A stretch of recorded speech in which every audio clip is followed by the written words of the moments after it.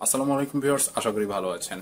আমরা কম বেশি সবাই কিন্তু ডাটা এন্ট্রির সাথে পরিচিত এবং ডাটা এন্ট্রি করে থাকি এবং প্রফেশনালি অনেকে করে থাকি এবং বিভিন্ন কাজেও বিভিন্ন স্ক্রিপ্ট লেখার ক্ষেত্রেও অনেকে ডাটা এন্ট্রির কাজগুলো করে থাকি। তো এক্ষেত্রে দেখা যায় আমরা ডাটা এন্ট্রি করতে গেলে অনেক সময় লেগে যায় আমাদের টাইপ করতে বা কম্পোজ করতে।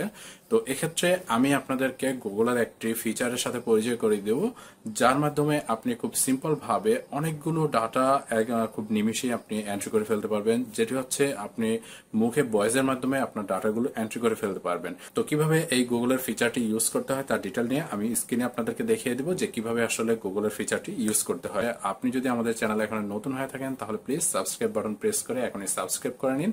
আর যদি ভিডিওটি ভালো লেগে থাকে তাহলে অবশ্যই লাইক করবেন আর বন্ধুদের সাথে শেয়ার করতে পারেন।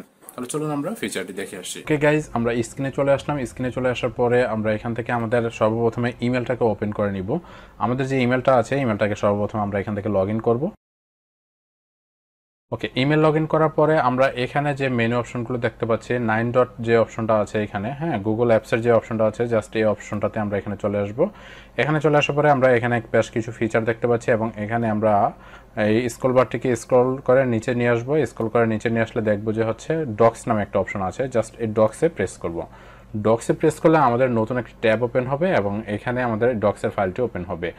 তো এখানে জাস্ট আমরা ক্রস করে দিলাম। এরপরে আমরা এখান থেকে চলে আসবো ব্ল্যাঙ্ক যে অপশনটি আছে, জাস্ট ব্ল্যাঙ্ক অপশনে প্রেস করব। ব্ল্যাঙ্ক অপশন প্রেস করলে কিন্তু আমাদের যে অফিসিয়াল ওয়ার্ডের মতো যে অপশনটি ছিল, আমরা যে অফিসিয়াল 2003, 2007, 2010, 16 এগুলো ইউজ করেছি, সেম এরকম আমরা একটা ইন্টারফেস এখানে দেখতে পারবো। তো আমি যে কথাটা আগে আপনাদেরকে বলেছিলাম যে আমরা ভয়েসের মাধ্যমে হচ্ছে এখানে যে কোনো ডাটা এন্ট্রি করতে পারবো। তো আমি সর্বপ্রথমে আপনাদেরকে যেটা বলবো, ভয়েসের মাধ্যমে ডাটা এন্ট্রি করতে হলে আপনাকে মাইক্রোফোন অবশ্যই আপনার পিসির সাথে অ্যাডজাস্ট করে রাখতে হবে আগে থেকেই। তো অ্যাডজাস্ট করে রাখার পরে এখানে চলে আসবেন এবং এরপরে হচ্ছে আপনাকে টুলস অপশনে যেতে হবে। এখানে যে টুলস অপশন দেখতে পাচ্ছেন, জাস্ট টুলসে যাবেন। টুলসে যাওয়ার পরে এখানে লেখা দেখতে পাচ্ছেন যে ভয়েস টাইপিং, ঠিক আছে। তো ভয়েস টাইপিং অপশনটাতে প্রেস করবেন। তো এক্ষেত্রে আপনাদেরকে একটু বলে রাখি যে আপনারা যদি মজিলা ফায়ারফক্স ইউজ করেন তাহলে হয়তো এই ফিচারটি আপনারা নাও পেতে পারেন। তো আপনাদেরকে বলবো যে ক্রোম ব্রাউজার ইউজ করার জন্য গুগল ক্রোম যদি ইউজ করেন তাহলে কিন্তু আপনি এই ফিচারটি এখানে পেয়ে যাবেন, যে টুলসের ভিতরে যে ভয়েসের যে অপশনটি আছে এই অপশনটি আপনি এখান থেকে পেয়ে যাবেন। ওকে, এখানে পাওয়ার পরে আমরা সর্বপ্রথমে কি করব, এখানে যে ইংলিশ ইউএস লেখা আছে জাস্ট এখানে প্রেস করব। এখানে প্রেস করলে আমরা যে ভাষায় লিখতে চাচ্ছি, আমি যদি এখন বাংলা ভাষায় লিখতে চাই তো স্ক্রল করে নিচে নিয়ে আসবো। এখান থেকে বাংলা যেখানে আছে সেটাকে আমাদেরকে সর্বপ্রথম খুঁজে বের করতে হবে। তো এখানে বাংলা বাংলাদেশ দিব না, তো আমরা এখানে বাংলা ভারত দিয়ে দিব। ভারত দিয়ে দেওয়ার পরে এখানে আমরা জাস্ট লেখা শুরু করব। লেখা শুরু করার জন্য আমাদেরকে এখানে যে একটা স্পিকারের মাউথ দেখা যাচ্ছে, জাস্ট স্পিকারের এখানে আমাদেরকে প্রেস করতে হবে। এখানে প্রেস করার সাথে সাথে আমরা মাইক্রোফোনটি হাতে নিয়ে আমরা যা বলবো তাই কিন্তু এখানে এন্ট্রি হবে। তো ধরুন আমি এখানে কিছু এন্ট্রি করে আপনাদেরকে দেখাচ্ছি। জাস্ট আমি এটাতে প্রেস করলাম। আসসালামু আলাইকুম ভিউয়ার্স, আশা করি ভালো আছেন। আজকে আপনাদেরকে এই ভিডিওটি দেখাচ্ছি গুগলের একটি ফিচার নিয়ে।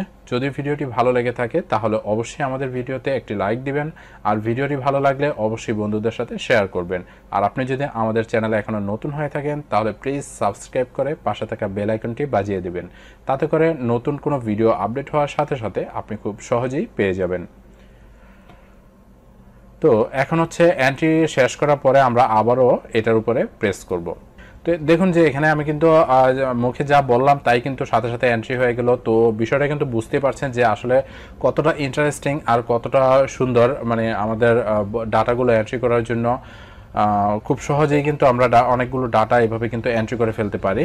তো একটি বানানও কিন্তু এখানে ভুল হয়নি, আপনারা বিষয়টা খেয়াল করলে দেখতে পাবেন যে কোনো বানান কিন্তু এখানে ভুল হয়নি। যদিও ভুল হয়ে থাকে, অনেক ক্ষেত্রে অনেক বানান ভুল হয়ে থাকলে আপনি সেখান থেকে গিয়ে জাস্ট এখান থেকে একটু কারেকশন করে নেবেন, তাহলে কিন্তু হয়ে যাবে।